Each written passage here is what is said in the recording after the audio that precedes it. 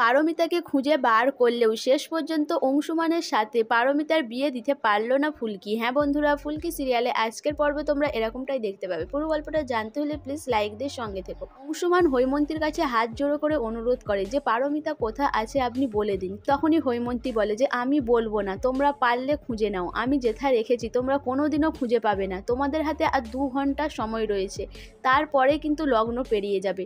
এরপর হৈমন্তীকে রুদ্র এসে বোঝায়, কিন্তু রুদ্ররও কথা শুনে না হৈমন্তী। বলে এই বাড়ির মেজ বউ আর মেজ বউয়ের ছেলেকে আমার শত্রু ভাবতাম, কিন্তু এই বাড়ির সবাই আমার শত্রু, আমি তাই কাউকেও বলবো না। এরপরে হৈমন্তী বিয়ের সব জিনিসপত্র ছুঁড়ে ছুঁড়ে ফেলতে থাকে। হৈমন্তীকে সবাই আটকানোর চেষ্টা করে, কিন্তু হৈমন্তী কারো কথা শোনে না। আমার ছেলে নেই, কিন্তু আমার ছেলেকে সবাই ভুলে গেছে, কিন্তু আমার ছেলেকে আমি ভুলবো না, আর কাকেও ভুলতেও দেবো না। এরপর হৈমন্তীকে সবাই থামানোর চেষ্টা করে, কিন্তু হৈমন্তী মেজ বউ আর রোহিতকেই দোষ দিতে থাকে। এরপর হৈমন্তী ওখান থেকে চলে যায়। এরপর রোহিত আরে ঠিক করে যে তারা ঠান্ডা মাথায় ভাববে যে জেঠিমণি কোথায় বৌদিকে লুকিয়ে রাখতে পারে। এরপর ফুলকি বলে এই কানাগলি হচ্ছে আমরা এই চৌধুরী বাড়ির পেছন দিক। এরপর অংশুমান বলে যে আমার দিকে ভাবতে হবে যে তোথার এই বাড়িটা কোন অংশ সব থেকে তার ভালো লাগতো, সে যে কোনো জায়গা হতে পারে, চিলেকোঠা হতে পারে বা অন্য কোথাও।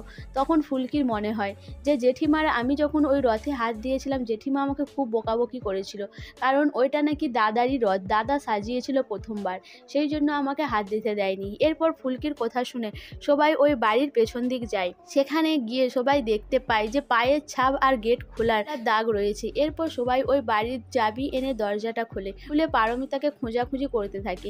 তারপরেই রোহিত দেখতে পায় পারমিতার আঁচল। এরপর সবাই মিলে পেছনে যায় রথের, গিয়ে দেখে পারমিতা ঘুমন্ত অবস্থায় পড়ে আছে ওখানে।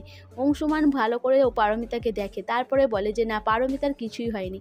এরপর পারমিতাকে বাড়িতে ফিরিয়ে আনে। এদিকে আগামী পর্বে দেখানো হয় পারমিতা কিছুতেই চোখ খুলতে পারে না। ফুলকি বলে যে বিয়ের সময় হয়ে গেল, এখনো তো দিদিভাই চোখ খুলতে পারছে না। এদিকে হৈমন্তী ফুলকিকে দোষ দিতে থাকে, বলে তুমিই হচ্ছে নাটের গুরু, তোমার জন্য আমার সংসারের এই অবস্থা। সো বন্ধুরা, বিয়ের কি লগ্ন পেরিয়ে যাওয়ার আগেই পারমিতা সুস্থ হয়ে উঠবে? আর সে যদি সুস্থ হয়ে উঠেও সে কি এবার অংশুমানকে বিয়ে করতে রাজি হবে? সে তো জেনে গেছে যে তার মা এই বিয়েতে রাজি নয়, তারপরেও কি সে বিয়েটা করবে? তোমাদের কি মনে হয় অবশ্যই আমাকে কমেন্ট করে জানাবে। আর আমার ভিডিওটা ভালো লাগলে প্লিজ সাবস্ক্রাইব করে দিও, আর লাইক কমেন্ট শেয়ার করো।